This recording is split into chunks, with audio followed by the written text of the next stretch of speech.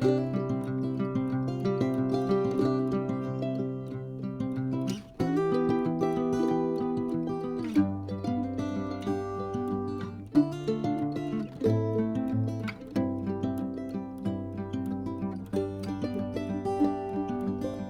na yung Interlaken City, isa sa mga favorite spot ng Switzerland.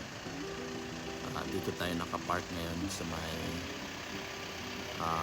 fronting the mountains, tsaka may magandang hotel din dito, dami ding mga hotel. Ito yung kagrupo natin, so pwede ka rin mag-rent a car kung gusto mo talaga magtipid. Rent a car ka na lang. Tsaka kung sanay ka mag-navigate, malaki ang tipid mo kasi pwede mo 24 hours or unlimited mileage yung kunin mo na car. Pwede na siya. Tsaka dito din may mga hotels along the way, so pwede na mo siyang rent. Tsaka ganda din yung mga bulaklak dito. Kaya ito na yung city talaga. Napakaganda.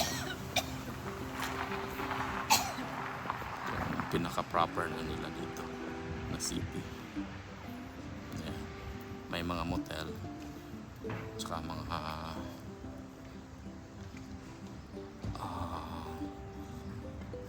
simbahan din dito. Isa sa mga hotel dito sa Interlaken. Yan, maganda. May bahay pa rin doon sa pinakatuktok ng bundok. Pero iwan ko lang kung paano siya nakadaanan doon. Tsaka may mga hotel dito, parking. At saka may simbahan dito na maganda. Front tayo ng simbahan. Kunan ko ng video. Ayan. It's an old church. Ewan ko lang kung anong religion ito, pero napakaganda. May mga kita din doon. Ayan. Marami din nagbabiking dito, cycling, paragliding. Marami. At saka marami dito turista. Ito yung pinaka-parking nila dito. Ayan. Kita mo yan, napakaganda, malinis siya, tourist friendly talaga. So magkuhan tayo dito, hintay tayo dito.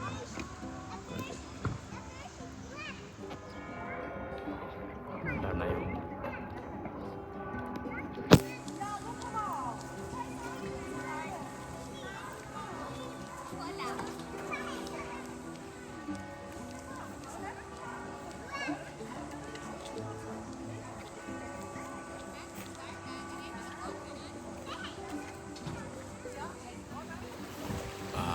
marami ding nagpapa-paraglide dito. Kung makikita mo, ganda din. Malayo lang siya, pero kung dito ka sa pwesto ko, makikita mo talaga na Thank you so much. Thank you so much. itong river dito, river walk. Tsaka ito yung background ng bukid nila. Ayan.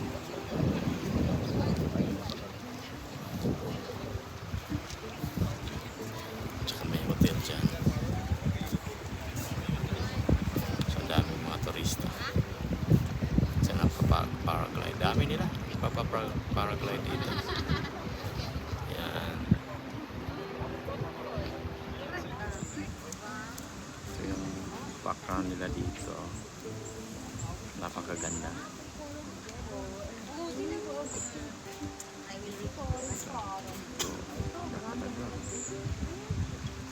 Oh, Fred, pa-picture ka dyan, Fred. Videohan kita sa flowers. Dali, dal. Matapos na. Sandali, may bata pa kasi. Bawal kasi pag may bata. Daanan natin muna, ha. Okay. Ayan. Ayan. Ayan sinod. Lots kasi. Ayan. Ganda. Alright, thank you. Halika na, baka taas daw ang pila.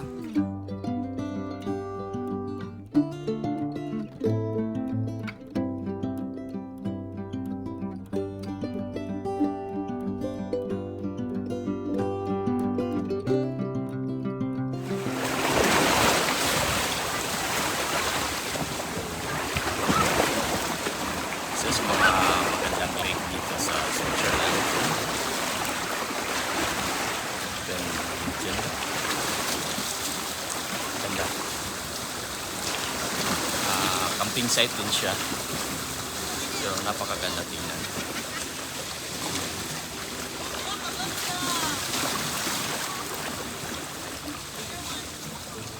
Napakaganda.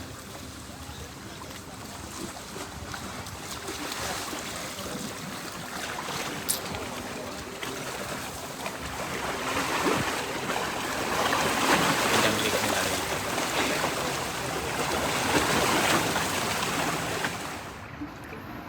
Isa sa pinakamagandang lugar dito, 10 minutes away from Interlaken. So napakaganda.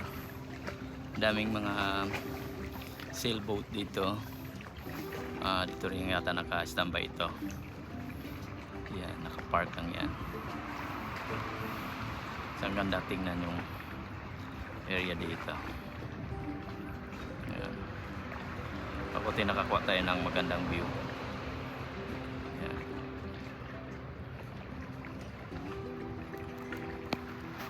Ito yung sinasabi nila na napakagandang view ng Switzerland. Kunan natin ng video at makikita natin talagang napakaganda niya. Tingnan mo yung tubig, emerald green ang color, tsaka may mga cruise pa pala dito.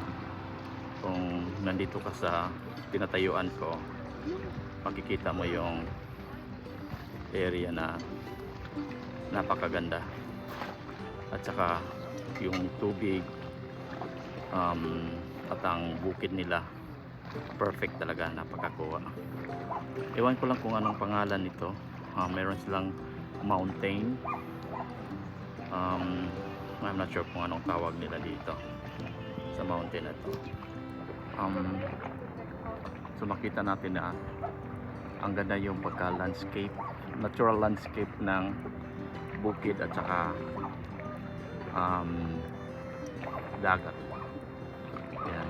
Malapit lang ito sa Interlaken, yung lugar na pinuntahan namin. At doon kung mag-drive ka lang, so dapat jump off point mo yung Interlaken City. Tsaka doon pwede ka na mag-drive or mag-bus or train. Marami ding nagpapamasada doon. Tsaka pagdating mo dito, picture ka na lang. May nakita ko doon yung first stop namin, may nagdigo doon. Pwede rin maligo. Di yata bawal dito maligo. Tsaka may cruise ship sila dito, kung makikita mo. Tsaka yung mga villages nila, napakaganda. Ayan, makikita mo dyan.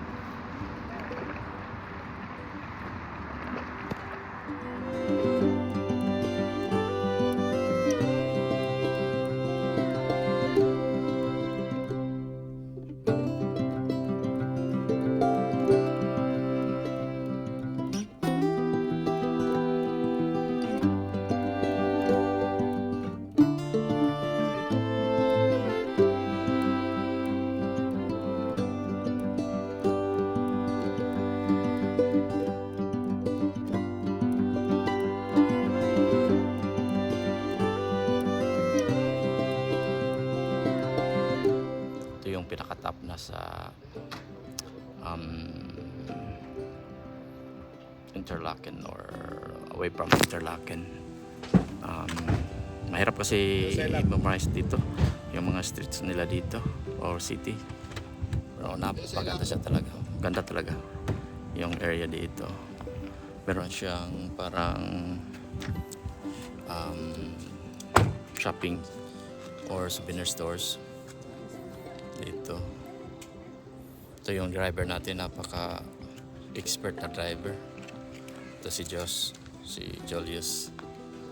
Ito. So dito tayo, pasok tayo dito. Ito yung background ng Crush on You movies. Ito pala yung ginawa, Crush on You movies. Kaya solar, naka-solar siya. Maka-charge siya ng solar.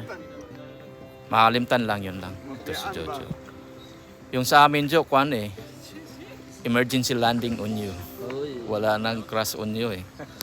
Kasi kuha sila ng ticket. Kasi may bayad. Tsaka ito yung background dito. Napakaganda din.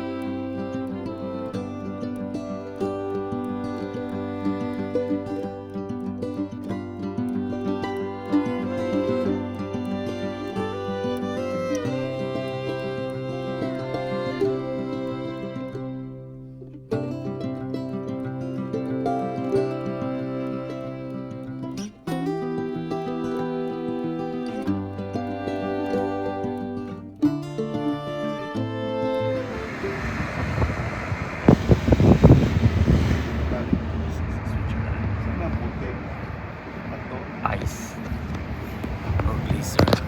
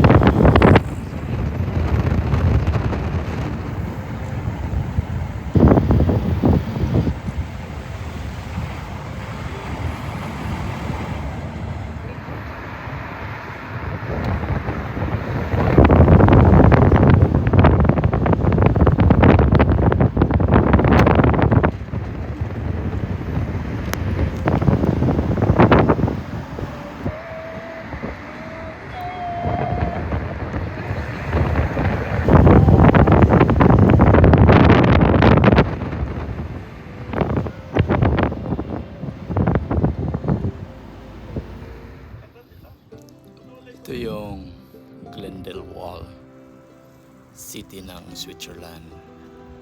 Napakaganda. Meron pa siyang glacier konti yung naiwan. Pero pagkunti na ang yung naiwan. Sayang din to. Pero maganda pa rin siya tingnan. Ayan.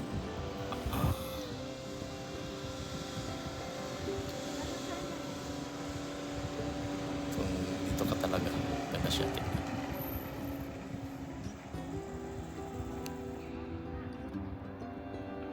Ayan. Ito yung Grindelwald.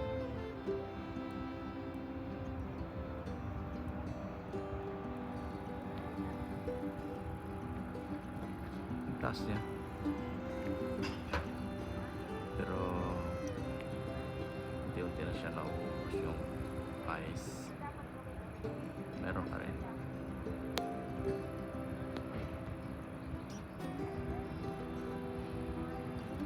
Ganito siya taas eh. Ayan.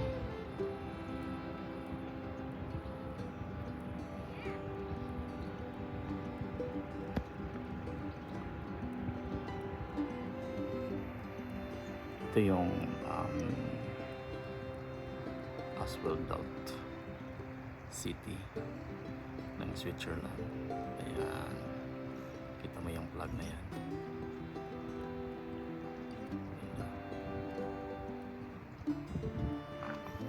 Ito yung view niya. Pinakatuktok. Tsaka makikita mo yan. Yan yung pinaka-view niya dito. Ayan.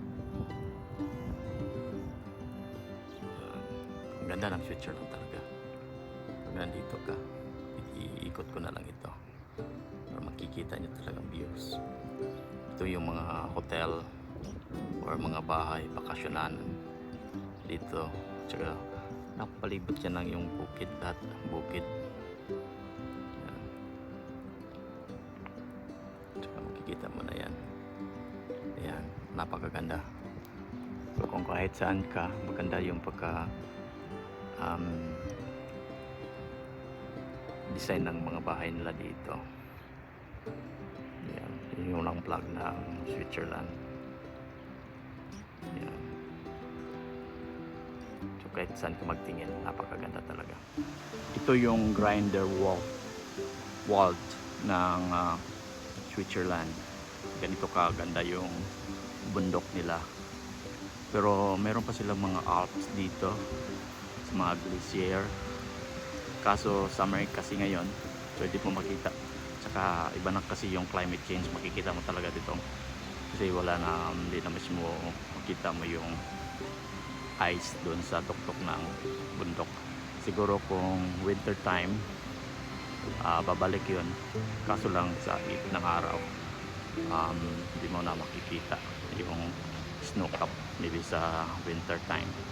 Ganito kaganda yung mga bulaklak dito, at saka ito yung background ng bukirin nila. Dito lang ito sa Grindelwald ng Switzerland. Ang ganda pala nila dito. Ayan. Saka sa likod naman, sana makita natin, ang dami ding mga hotel dito, saka mga accommodation. So hindi ka mawala kapag sanay ka mag-travel, kasi maraming mga hotel, maraming mga transportation. Yun lang, dapat meron ka ring pera na sapat sa pag gastusin mo dito sa Switzerland, kasi mahal dito, mahal na lugar. May bayad din yun lang, bathroom or CR sa atin sa Pilipinas, may bayad. Tsaka hindi lang bayad kasi 2 euros, it's either urine or bowel movement, bayad ka ng 2 euros. So sa atin yan mga 100 almost, or 120 pesos per bathroom. Yan. So kailangan mo. Tsaka yung pagkain mahal, souvenirs mahal din. Ito yung likuran ng banda o sa right side na bukirin. Tsaka ito yung mga hotel, ganda din ng pagkagawa, ganda ng bahay dito. Tsaka yung background dito, yan, may makikita ka pang mga snow cap, pero kunti-kunti na lang, paupos na siya, dahil siguro sa climate change. Tsaka yung mga falls, naging falls siya. Tsaka ito yung mataas na bukirin. May trail daw yan, pero at your own risk, walang assurance yung government. Ewan ko kung may trail din sila dito na pwede mo lakarin. Tsaka yan, ganun kataas ang area dito. Yan, masyado taas. Tsaka iwan ko kung hindi ito mag-blur against the light kasi yan. Tsaka kunan natin din yung area ng city. Ang daming turista dito din. So pababa tayo. Ito yung city nila. May magandang hotel dito. Hotel yung sa taas kanina, Schönewick Hotel, 5-star siguro hotel yan. Ang linis din yung tubig nila dito. Ang ganda ng background, kung makikita mo dyan sa labas, ang ganda yung background dyan, kita mo, ganda siya. Ayan, sama natin. Ayan. Sorry. Patuyo pa. Paikot na ito yung kasama natin dito. Ganda. Dali pa. Ayan. Ito yung city nila. Ganito ka-busy dito. Daming mga turista. Pero sulit naman kasi maganda yung background. Daming mga visitor dito. Ito yung street both sides. Daming mga tao. Tsaka mga nagpipila ng ice cream. Yan. Mas mura dito na area na mga souvenirs. Yan. Mas mura dyan. Nandiyan palibot. Karinderya, Have you restaurant. liked my name? Yan, mga lunches at saka hotels na dyan. Ganito ka daming turista dito. Yan. Grindelwald, Switzerland.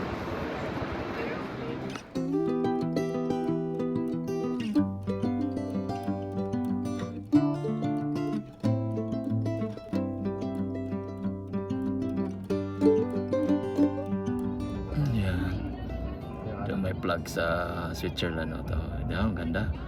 Swerte ka lang pag may video ko pag gano'n ng full blown yung plug ng Switzerland. Yan ang plug ng Switzerland. Yan. Ganda. Dito din. Ganda din dito.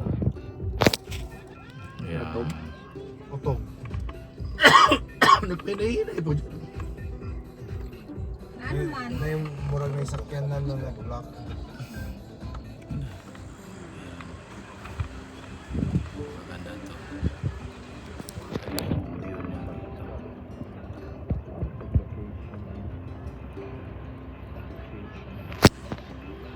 Yan. Ganda din yung mga bahay dito. Kunti-kunti lang pero ganda siya. Plug ng Switzerland.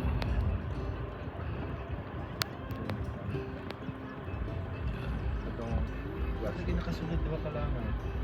Okay, open ako dire. Ano, mountainscape po. Ganda. Paano taglubutin ba? Kani bukid. Ikaw rin sa sakyanan. Sa Akpa Jujabo. Oh, wow. Tungod na siya. Kuwan pala yan. Yan lang kan Grass. isandok lang yan. Sa kanya. Diretso na kuwan pala yan. Mag-harvest. Wow, ganda. Ano pa dito? Sa naman itanong. May mga... Sa Zurich ka na ko. May sumay. Wala mo eh. Paano?